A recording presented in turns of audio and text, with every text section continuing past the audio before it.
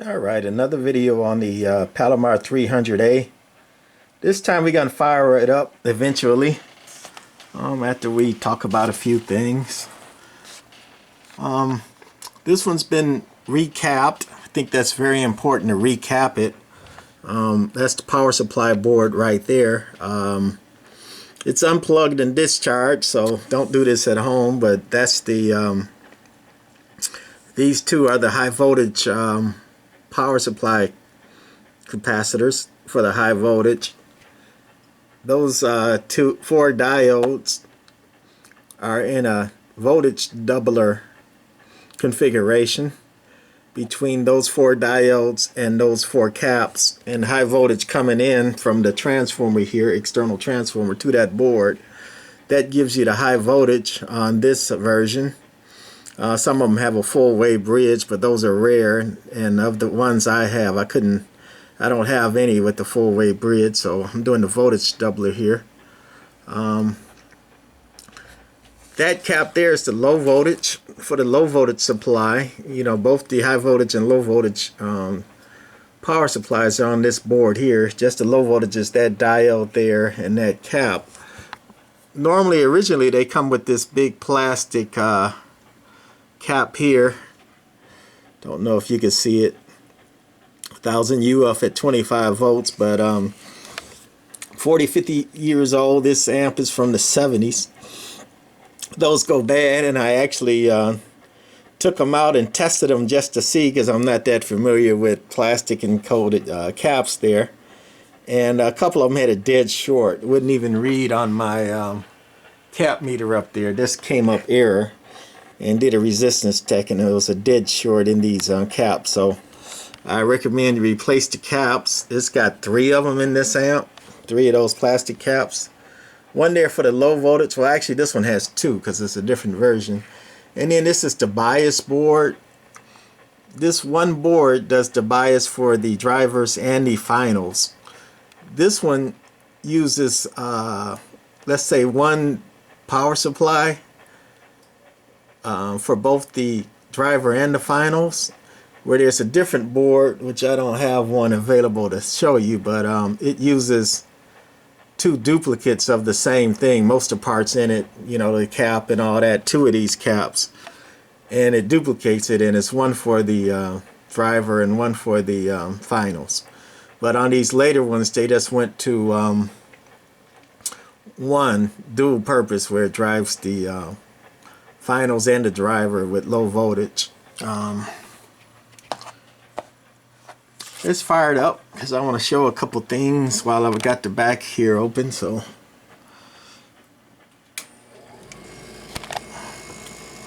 it's warming up. That pot there again goes to the meter. It makes, if your meter's working right, you just calibrate the front meter there with that pot to read what your watt meter is reading. But it actually doesn't even have a scale, so I guess turn it where you want to turn it.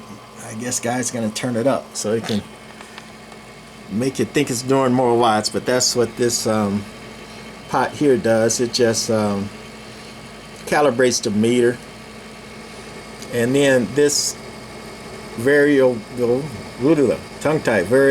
trimmer cap here goes to your input SWR. And if people don't know what an input SWR is, that's the SWR when you have the amp on, in between the radio and the input of the amp. It has nothing to do with the antenna. You can, you know, unscrew the coax for the antenna and have a, you know, a 100-to-1 match, but that blow up the amp, but it wouldn't affect the input SWR. The input is what, you know, the SWR is that your radio is seeing, you know, driving the tubes when you have the amp on and keyed down. So hopefully I got enough hands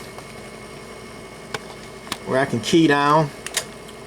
And this one's already adjusted, if you can see there, with the watt meter at 1.2, and that watt meter is in between the radio and the amplifier, not after the amplifier. So it has nothing to do with output. And I'm going to carefully, with the screwdriver,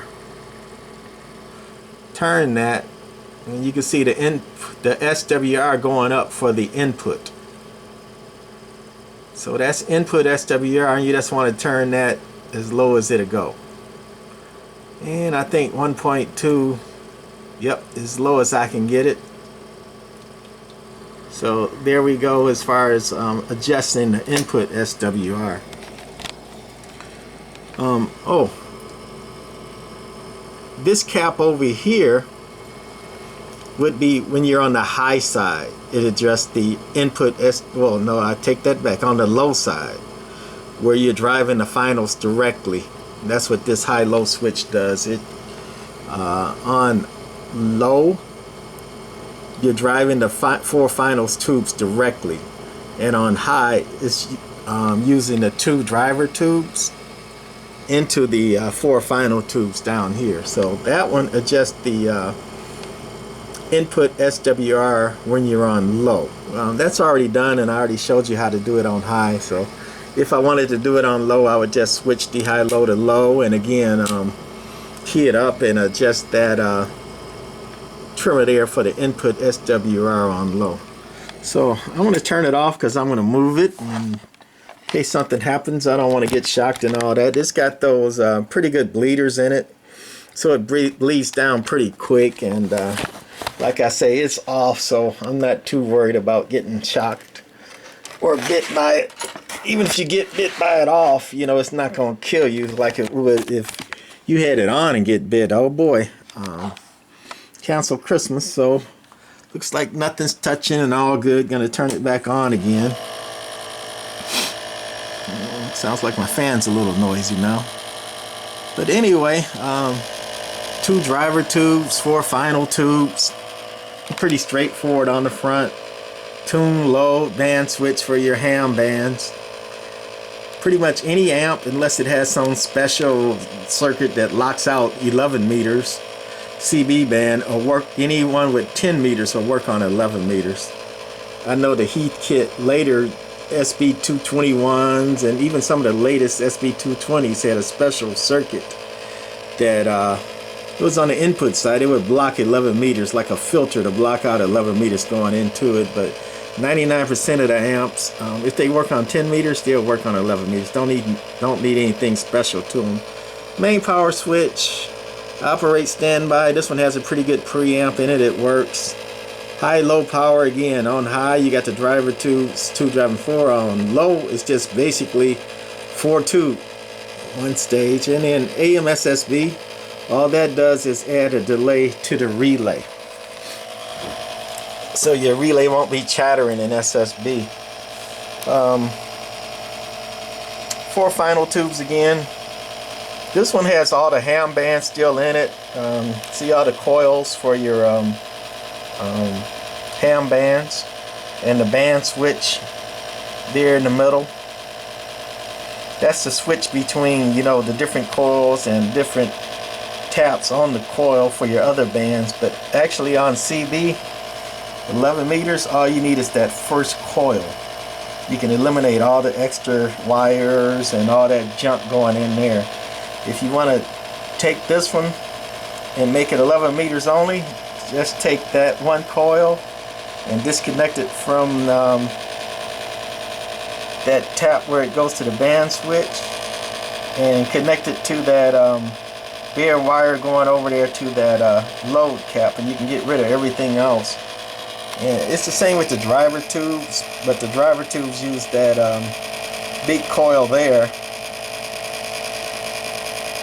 and it just has a tune cap. It doesn't have a load, just a simple L circuit. That tuner in there in the back just tunes your driver tubes. Just tune that for max watts, and it just uses a couple turns of that coil for 10 or 11 meters.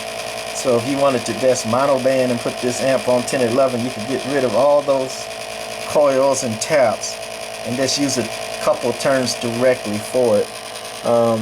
I'll probably do another one real soon that's already done for 10 meters. I didn't do it, but just to give you a visual on that. This amp has 3 relays. Some of them have 4. It turns the high voltage off and on.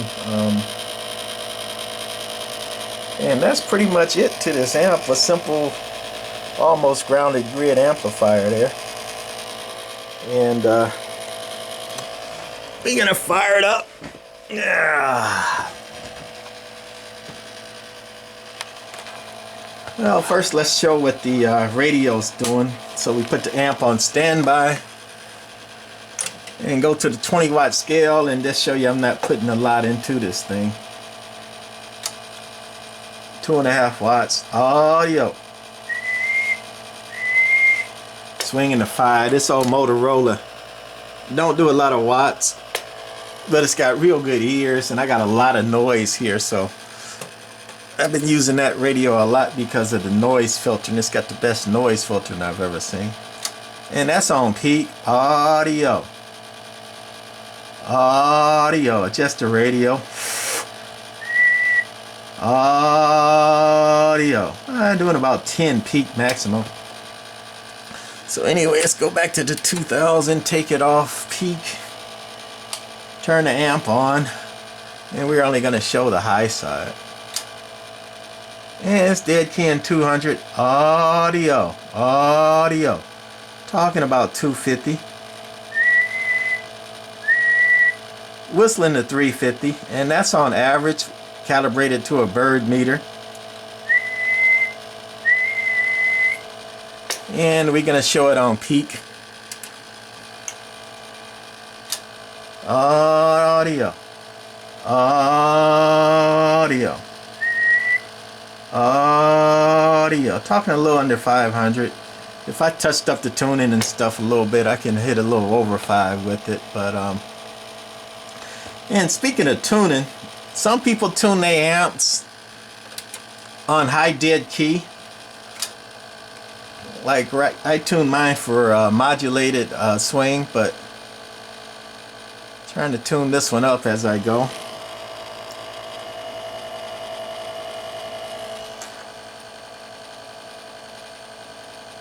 But anyway, that's it, doing audio, audio, highest dead key. But you can also tune it when you're modulating.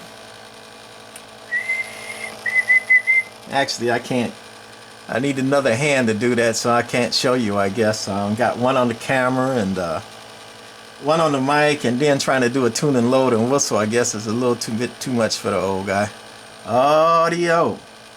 Trying to lean in. Audio. Audio. Audio. And you can also tune it if you're doing it for modulated swing. You can tune it on peak while you're modulating. Audio.